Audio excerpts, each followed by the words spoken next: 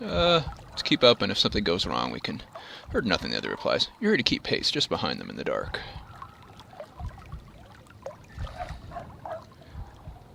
Oh boy. You know one of the lines? One goblin's quizzing the other? Goblin spits in agreement. I overheard the Mad King whisper it to himself while the dog was barking. His voice drops for a moment. You hear the second half of what he says. And Furga's pride. Can't believe your luck. It's the second half of Theda's spell line. Spell lines are listed in the keys section of your inventory. Tunnel turns a corner. Something glints to the side of the sewer. Keys? Theda's spell line. Kuga's pride and Kuga's grace and Furga's pride. Neat.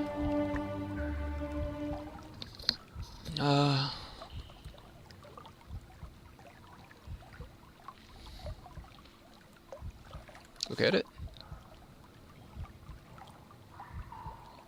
Vial of potion. Blimberry. Quaff it.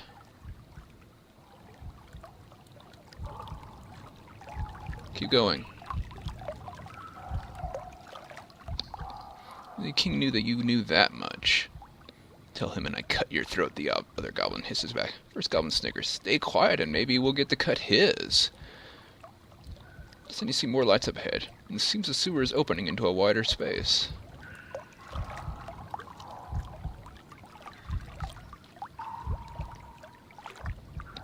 Through you see a huge chamber like an underground cathedral. Water pours through narrow channels and openings high about in the walls, and several wooden ladders disappear upwards. But your eyes are taken up by the center of the room. It's filled with goblins, like a ship's hold filled with rats. They swarm around one another, clashing swords and baring teeth. While on an improvised throne sits a man hunched low. He wears a metal circlet on his head. An army of goblins is hanging out in there. Should I just walk in? Let's just walk in, see what happens. In the hall, it's warm with the fetid breath of 1,000 creatures who drink and laugh and clash swords down in the muck. The throne, their king, seems to be sleeping. Or else they have killed him by accident. He's a man, not a goblin. How does he control this rabble? Look at the man. The man is thin. He's not eaten in months, and pale, as if he has been in the dark just as long. His hair is long and gray, and he slumps over to the side of his throne as though desperately ill. His clothes are long, soiled robes, perhaps once quite fine. His head he wears a gray circlet of a dull silver metal you can't place. King coughs suddenly. The effect is bizarre. The noise every goblin in the great chamber freezes and looks up. Let's look at his face.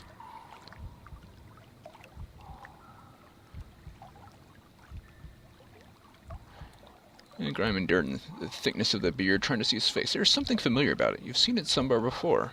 Take the pictures of the nobles of the city. It is difficult to be sure. So much time has passed since the artist sketched Sansas as a young man. The likeness of the eyes, the crooked nose, the deep forehead, all seem to be too close to be a coincidence. Could the mad goblin king really be the first noble of the city of Kar? The king pushes on the arm of his chair, attempting to stand, then shivers and falls down. Silence, he whispers. The chamber is suddenly quiet. Look at the circlet. Try to get a better view of the king's strange circlet. You cannot place the material. It does not seem to be iron or steel of a blade. It's not precious either. Yet the king treats it gingerly, as though it was made of glass. The king fingers the circlet on his head, as if scared it will slip. My creatures, he whispers. Time is almost upon us. The night draws in. We will rise up, open the gates, rub this filthy city clean. He is broken off into a fit of coughing.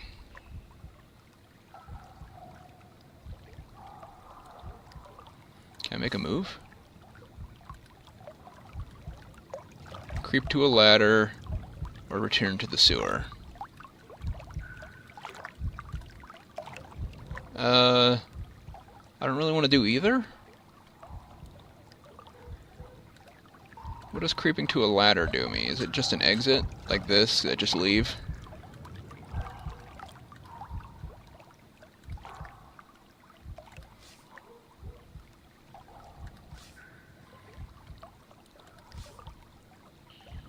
Let's look at the goblins. are all frozen to attention, every face towards their king in a strange rapture. The long journey is nearly over, the king declares, the king raving with madness. Oh, the long journey is nearly over! The process I began when I blinded Lord Theta and left him a beggar. Finally the council will be destroyed and the city will be cleansed. Let's listen. A goblin close to your elbow murmurs, how much longer do we have to listen to this? He signs him with a talon on the arm.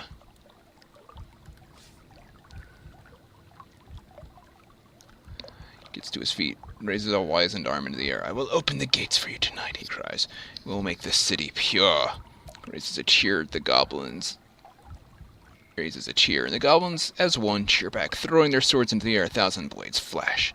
The confusion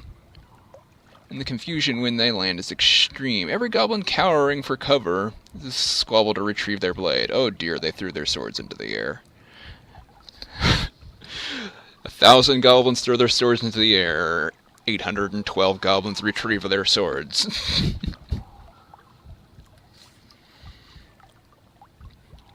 Does he not hear him? They are still a mess with their swords.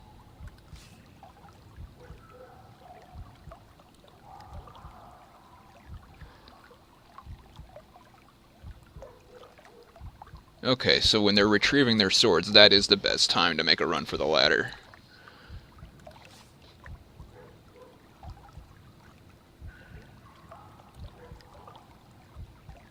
Time to go.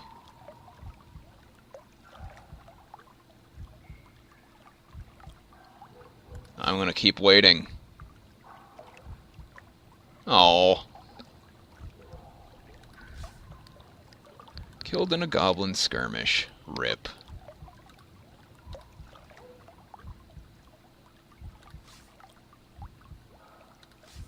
Okay.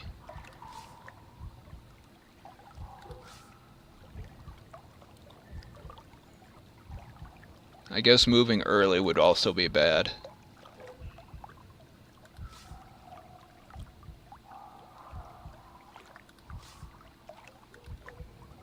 Go for the ladder.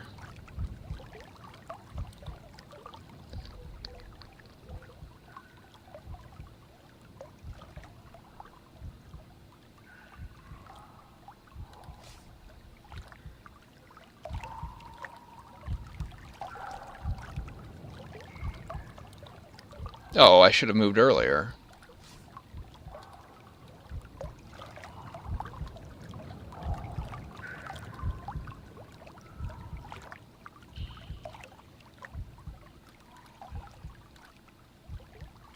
Okay.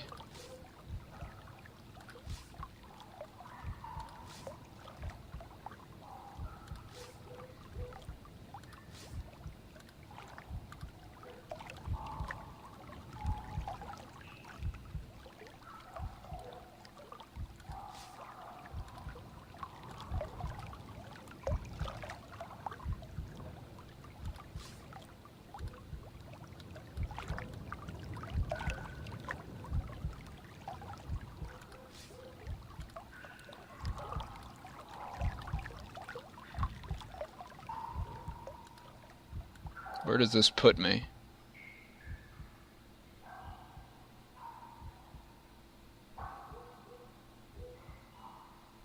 What spells could I even cast here?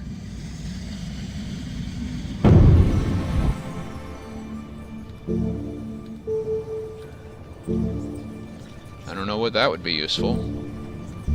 If I was being chased, maybe? Not useful. Could be useful if I was being chased.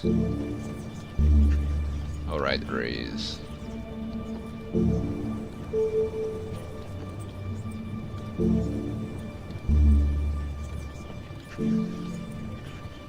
And I guess if the ladder got knocked out from under me, none of those seem useful.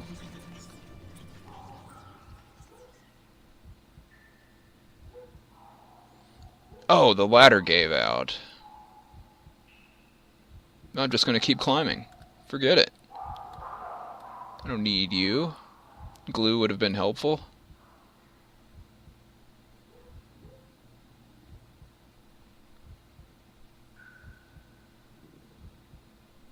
Pause and gather my strength.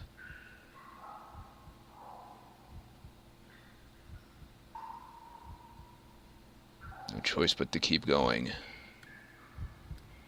I don't need no spell.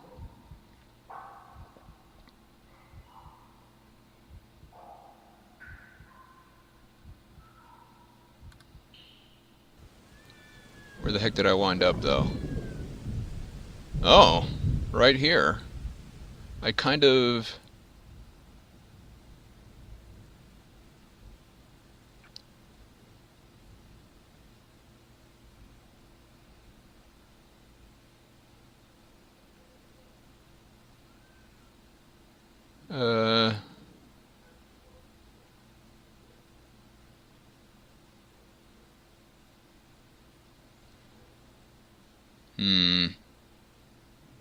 Well, I did learn, but I didn't really gain anything from climbing out this way. In fact, I missed out on a bunch of stuff.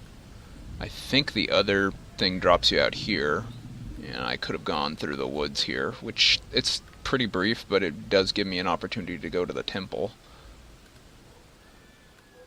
I think I want to double back all the way down here because,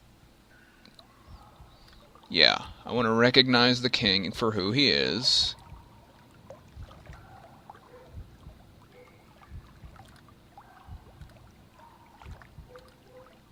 Look at the man. Look at his face. Look at his circlet, which is interesting. Look at the goblins who are enraptured, and then we're going to leave. We're just gonna go. Bye.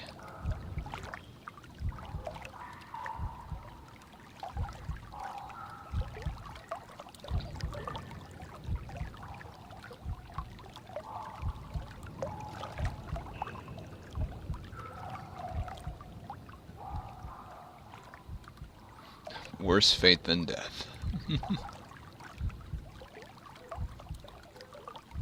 These goblins must have come from somewhere. Careful in the sewer, hoping to find a way out. It's impossible to tell how much time has passed in the world above. Perhaps the sun has gone down and the stars have come out. But down here, all you know that the people of the car are still throwing their slop into the grates. The water underfoot stinks. The ducks above your head rain with thick muck. A junction. Junction of two sewers, one way sealed by a grating. I could go that way, or I could go that way. I want to go that way because there's an option to go this way, and this way is much more direct, although there might be something there. I don't know. I'm going this way. The base of another wooden ladder sticking in the fork. Sitting in a fork. Test it. Comes away like rotten splinters, which rain down in the water like so much slurry.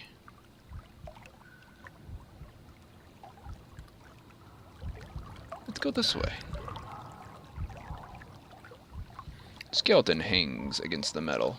Look at the skeleton. Skeleton's arms hang through the grill, the rest of its body on the far side. Looking close, you see the wrists have been bound by decaying leather bonds to the metal. Let's untie the skeleton. Let's look at the grill. Look below the grill.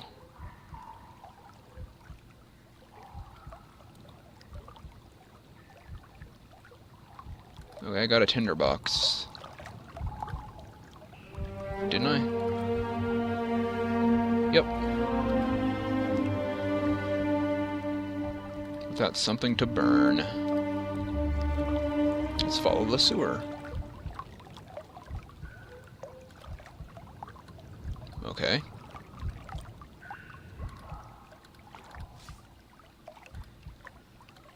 I guess the only way we could possibly go. We're going this way.